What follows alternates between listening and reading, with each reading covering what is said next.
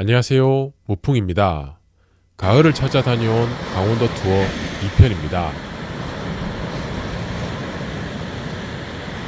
동해로 여행을 가면 일출을 봐야 하는 것은 의무일까요? 고정관념일까요? 아무튼 이유는 알 수 없지만 동해 바다의 해돋이를 즐겨봅니다. 가을이 시작되는 시기라서 해가 뜨기 전 기온이 제법 쌀쌀했습니다. 힘차게 부서지는 파도 소리를 즐기며 해가 떠오르기를 기다립니다. 화창한 날씨 덕분에 해돋이 모습이 장관입니다. 많은 수의 사진 동호인들은 해돋이 오여사를 만나기 위해 정성과 공을 들입니다만 이런 장관을 아무 때나 보고 싶다고 볼 수 있는 모습은 아니지 않습니까? 저희는 운이 좋았습니다. 귀는 시원한 파도 소리를 즐기며 눈은 동해 바다에서 해 뜨는 모습을 잠시 즐겨봅니다.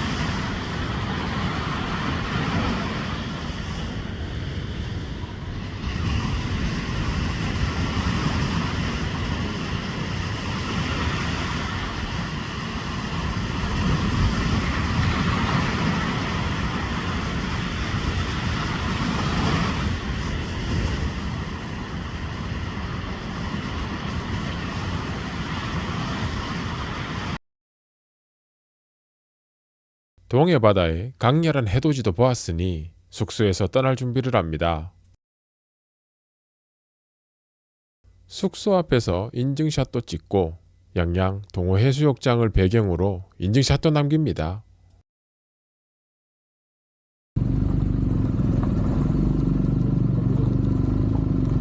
양양 동호해수욕장 해금 펜션에서 하루 잘 묵고 갑니다. 중년 아저씨 3명이 와서 술판도 안 벌리고 고기도 안 굽고 조용히 잠만 자고 아침 일찍 나가니까 펜션 사장님은 살짝 놀랐을 겁니다.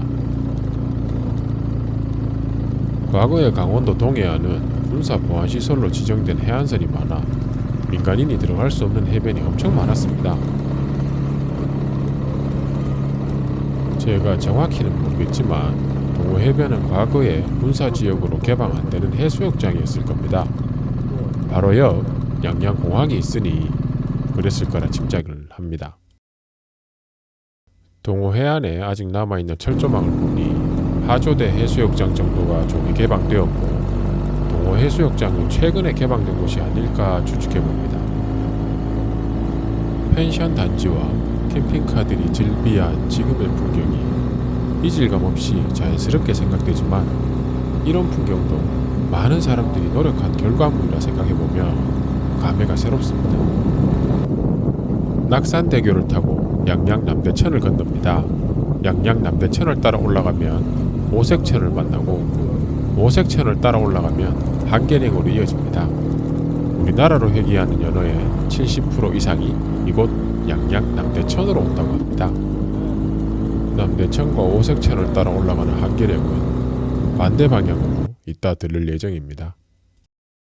빠듯한 스케줄 때문에 낙산사는 들리지 못하지만 낙산 해수욕장에 잠시 들러 인증샷만 남기고 갑니다. 양양을 떠나기 전 라떼는 이야기를 짧게 하겠습니다. 한계령의 시작이자 종점이며 낙산사가 있는 도시가 양양입니다. 20여 년 전 대구에서 강원도 통일전망대를 다녀오는 자전거 여행을 했고 몇 년 뒤 다시 자전거를 타고 강원도를 둘러보는 여행을 했습니다. 자전거를 타고 이곳 양양에서부터 오색을 거쳐 한계령 정상까지 오르며 숨을 헐떡이던 추억과 2005년 양양 인근의 큰 산불로 절의 대부분이 타버린 낙산사를 둘러보며 눈물을 흘렸던 기억이 떠오릅니다. 그 시절에는 매일 150km 정도 되는 거리를 일주일 연속으로 타고 다녀도 전혀 피로한 줄 몰랐고 다음은 또 어디를 가봐야 하나 고민을 했었는데 지금은 오토바이를 타고 편하게 이동을 하는데도 투어를 다녀오면 왜 이리 피곤하죠? 오늘의 첫 번째 목적지는 속초 아바이 마을입니다. 속초가 가까워지니 바이크 라이더들이 부쩍 자주 보입니다.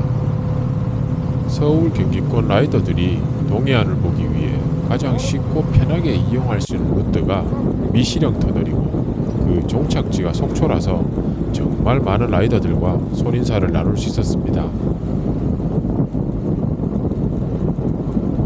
속초 청초호의 설악대교를 건너며 저 멀리 설악산이 보입니다. 벌써부터 가슴이 두근거리고 심장이 쿵쾅쿵쾅 하는 것 같습니다.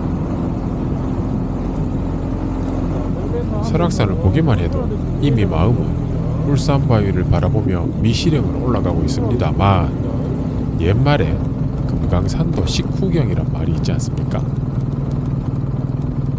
저희는 아침 식사를 하기 위해 아바이 순대 국밥으로 유명한 단천 식당으로 갔습니다.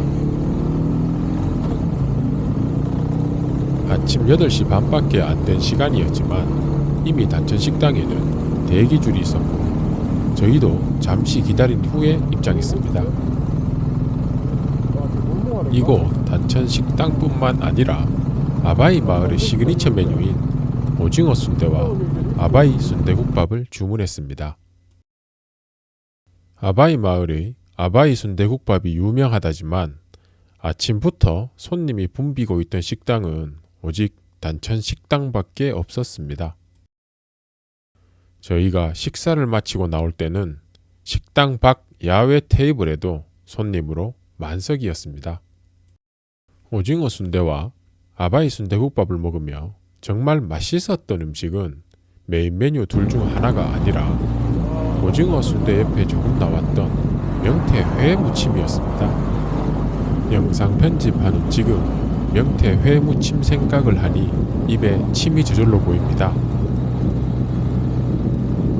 식사를 마치고 미시령으로 가기 전 잠시 들를 곳이 생겼습니다. 친구가 액션캠 5%를 처음 구입해서 챙겨오며 체결용 볼트를 안 가지고 온 겁니다. 세상의 모든 만물을 판매하고 있는 다이소를 이용하기 위해 오픈 시간을 확인해 보니 30여 분만 기다리면 된다 해서 기다렸습니다만 결국 필요한 물품은 다이소에서 구입한 게 아니고 저희가 기다리던 바로 옆 철물점에서 구입했습니다. 다이소에서 일정이 지체되어 너무너무 미안해하는 친구를 함남기계공구 사장님께서 구원해 주셨습니다. 사장님 감사합니다. 영상과 사진으로 여행의 모든 내용을 보여드릴 수는 없지만 친구 덕분에 저희는 재미난 추억 하나를 정립했습니다.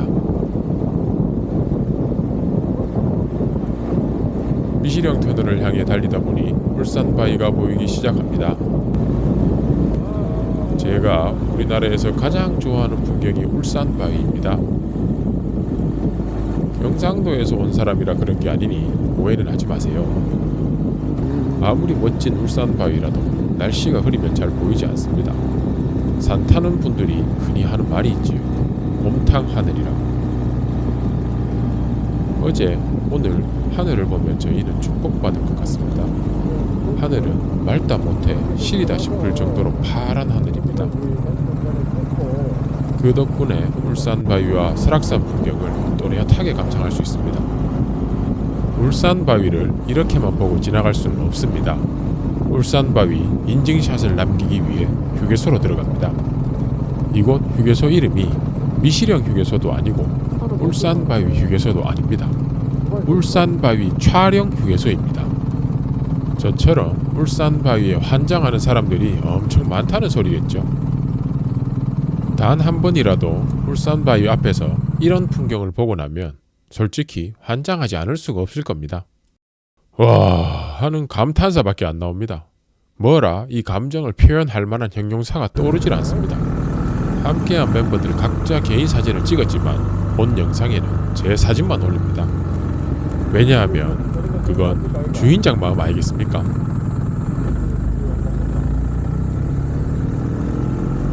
이제 본격적인 미시령길을 올라갑니다. 오디오 품질이 좋지 못해 영상을 잘라버릴까 고민을 여러 번 했지만 울산바위 풍경을 도저히 포기할 수 없어 영상을 올립니다. 지직거리는 잡음 소리가 계속 나니 시청에 양해를 부탁드립니다.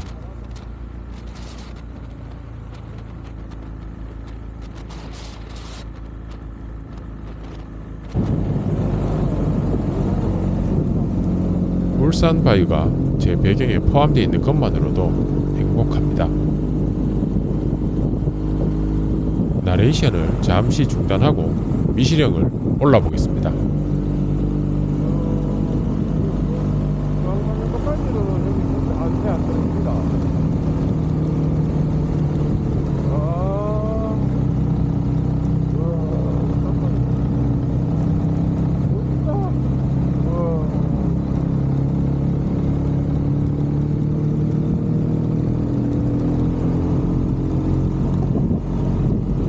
친구는 고프로를 헬멧 턱 부분에 장착하고 있습니다. 주행 방향 좌측에 있는 울산바위를 찍기 위해 친구는 고개를 좌측으로 돌리고 눈은 정면을 바라보며 운전을 해야 하는 상태가 되었고, 운전 중 위험한 것보다 목은 너무 아프고 눈은 사시가 될 것 같다는 말에 빵 터져 웃음이 계속 나왔습니다.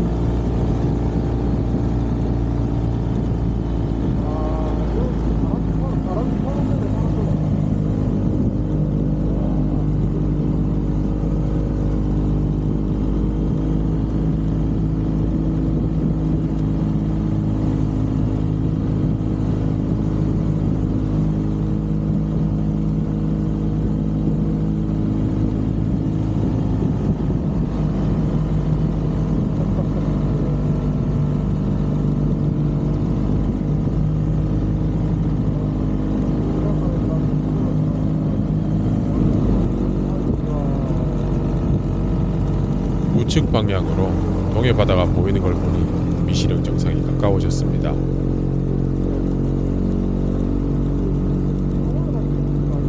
울산바위 풍경에 감탄하고 미시령 터널 이야기도 나누고 인스타 360과 다른 액션캠의 장단점 비교도 했습니다.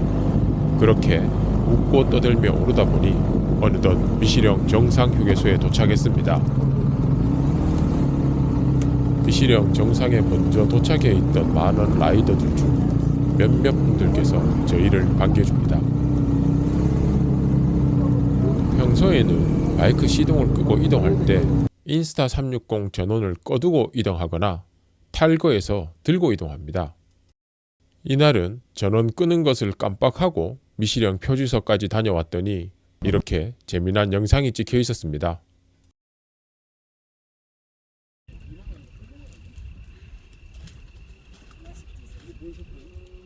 미시령에서 바라보는 속초의 모습을 담고 인증샷도 남겼으니 다음 목적지인 용대 삼거리로 출발합니다. 미시령을 제대로 즐기려면 한계 삼거리에서부터 미시령까지 이어진 옛 미시령길을 따라 달려보아야 합니다. 그러나 지금은 미시령 터널로 이어지는 새 도로 덕분에 미시령 계곡의 찐 모습을 즐길 수는 없습니다. 안전하고 빠른 편리함을 얻고 아름다움은 잃었습니다. 매바위 폭포 아래의 식당 주차장에 리와코 3륜 바이크 10여 대가 주차되어 있었고 주변에 이목을 끌기에 충분했습니다. 이유를 알 수는 없지만 제 휴대폰에는 그 리와코 바이크 사진이 단 한 장도 남아있지 않습니다. 매바위 인공 폭포는 오래전부터 이 지역의 유명 명소였습니다. 매바위만 덩그러니 있었다면 강원도 풍경 기준으로 평범한 곳이었을 텐데 저 인공 폭포를 설치함으로써 이 지역의 랜드마크가 된 것 같습니다. 매바위 폭포 아래에서 카페인을 채우고 출발했습니다. 한계 삼거리를 지나 양양 방향인 한계령으로 달립니다. 남쪽 나라에서 강원도까지 투어를 왔으니 미시령 한계령은 다 타보고 가야 안 되겠습니까? 옥녀탕이 있는 옥녀 1교에서 인증샷을 찍고 있었나요? 저도 20여 년 전 자전거를 타고 이 길을 달릴 때 여기서 인증샷을 찍었습니다.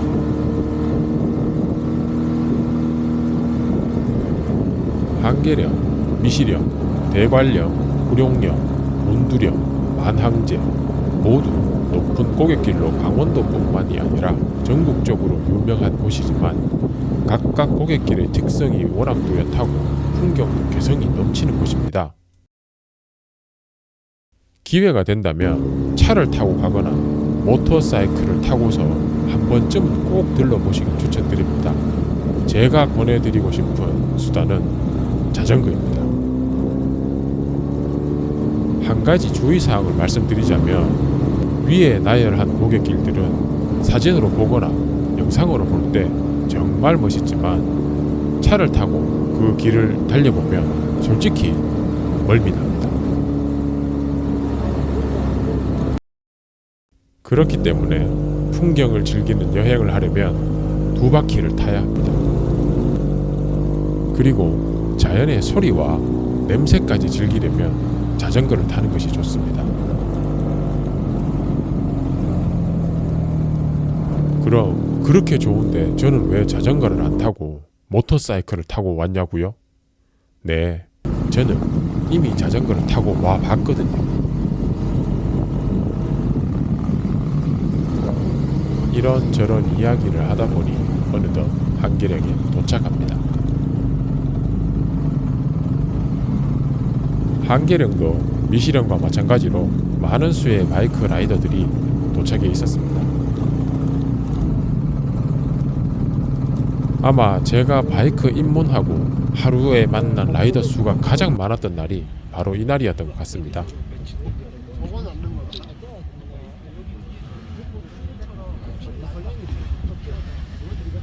풍경도 좋고 날씨도 좋고 모든 게 좋았습니다만 여행 스케줄에 시간 계산이 잘못되고 있었습니다.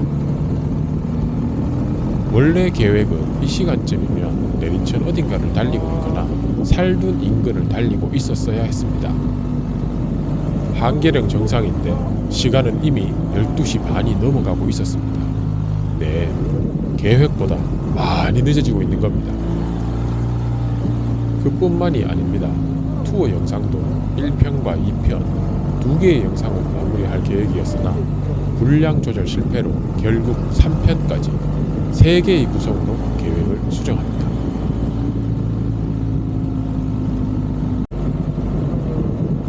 이 와중에 제 친구는 필레 약수 삼거리에서 우회전하라는 말을 무시하고 직진해서 양양 방향으로 내려가려 합니다.